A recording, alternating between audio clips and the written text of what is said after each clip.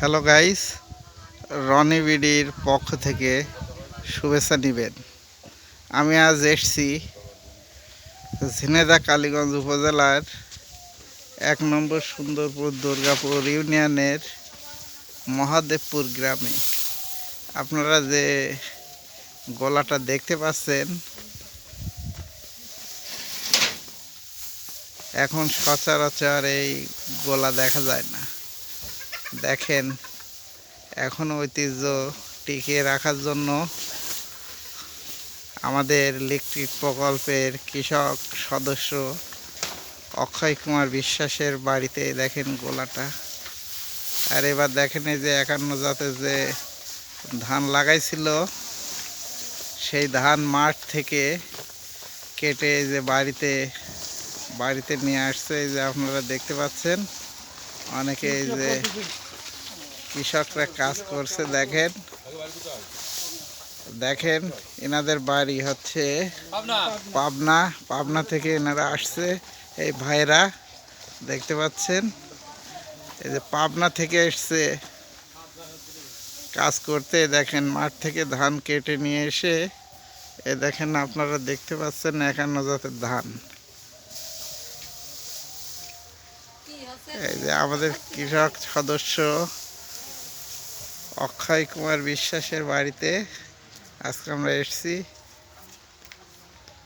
এই দেখেন গোলা, এই ধান ঝাড়ার পরে এই যে এই গোলাতে সংরক্ষণ করে, দেখতে পাচ্ছেন। এখন আসলে এই গোলা দেখা যায় না, কিন্তু অক্ষয় কুমার বিশ্বাস এখনো এই গোলাটা টিকিয়ে রাখছে, পুরনো ঐতিহ্য ধরে রেখেছে। এই যে আপনারা ধান দেখতে পাচ্ছেন। এই যে আমার দাদার বাসা, এর পিছনেই মাঠ আছে। এই মাঠ থেকে ধানগুলো নিয়ে আসছে, এটা প্রসেসিং করা হবে, ঝাড়া হবে, তারপরে গোলাই এই যে সংরক্ষণ করা হবে। এখানে এই যে তার বিচেলি রাখা আছে, তার গরু আছে, বিচেলিটা সংরক্ষণ করে এখানে। এই যে দেখতে পাচ্ছেন হাঁস মুরগি রাখার ঘর, এখানে হাঁস মুরগি পালন করা হয়, সেই ঘর এখানে রাখে। এই যে দেখতে পাচ্ছেন ধান, এই দেখেন ধান দেখায় আপনাদেরকে।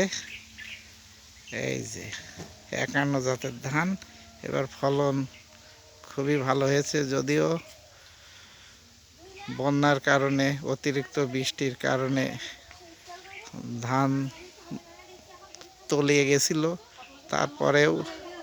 তারপরেও দেখেন হচ্ছে ধান যথেষ্ট ভালো হয়েছে। এখানে ৪৬ শতকে বিঘা, ১ বিঘায় কৃষকরা আশা করছে যে ৩০ মনের থেকেও বেশি হবে, ৩০